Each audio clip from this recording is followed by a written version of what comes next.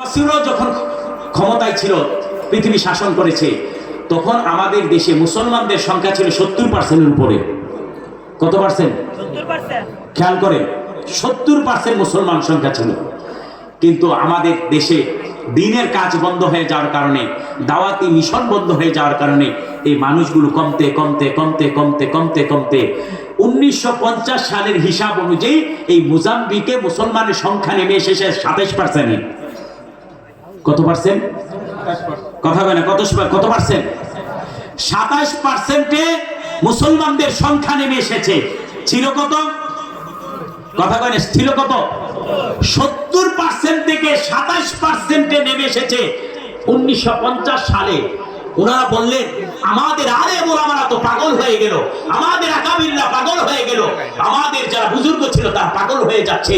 যে হায় হায়, যেই দেশে মুসলমানের সংখ্যা 70-এর উপর ছিল, সেই দেশে মুসলমানের সংখ্যা 27%-এ নেমে এসেছে। এইটা মুসলমানদের কার্যকলাপ হতে পারে না। এরপর থেকে তারা বিভিন্ন মাসহারা করে তারা দ্বীনের দাওয়াতি কাজ শুরু করলো। করতে করতে করতে করতে এই 2008 সালের কথা উনি বলতেছেন, এই 51 বছরের মেহনতের কারণে এখন মুসলমানদের সংখ্যা 50+ হয়েছে। আরে সুবহানাল্লাহ ভাই মুসলমান। এবার আসেন আমাদের বাংলাদেশের কথা। আমাদের বাংলাদেশের 2018 সালের বা 16 সালের যে লাস্ট জরিপ ছিল, সেই জরিপ অনুযায়ী আমাদের বাংলাদেশের মুসলমানের সংখ্যা ছিল 92+। কত প্লাস? সবাই বলেন কত প্লাস? 92+। লাস্ট যে আদমশুমারি হয়েছে 2021 না 23 সালে, সেখানকার শুমারিতে দেখা গিয়েছে মুসলমানদের সংখ্যা 90+। বাড়ছে না কমছে? কথা কন। বাড়ছে? কত পার্সেন্ট? হে মুসলমান, আমাদের সমাজে একদল মানুষ আছে যারা নাকি এই সমস্ত ওয়াজ মাহফিল পছন্দ করে না, এই সমস্ত দ্বীনের আলোচনা পছন্দ করে না।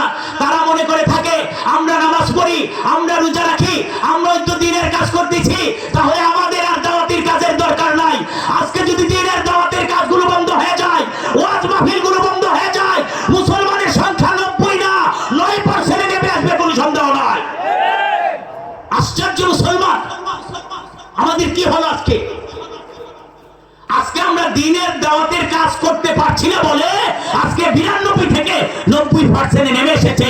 ও মুসলমান, অদূর ভবিষ্যতে চিন্তা করে দেখবেন, যেইভাবে আমাদের ফতোয়া চতুর্দিকে শুরু হয়েছে, যদি এইটা কমতে থাকে কমতে কমতে ইনশাআল্লাহ 50-এর নিচে আসতে বেশি সময় লাগবে না।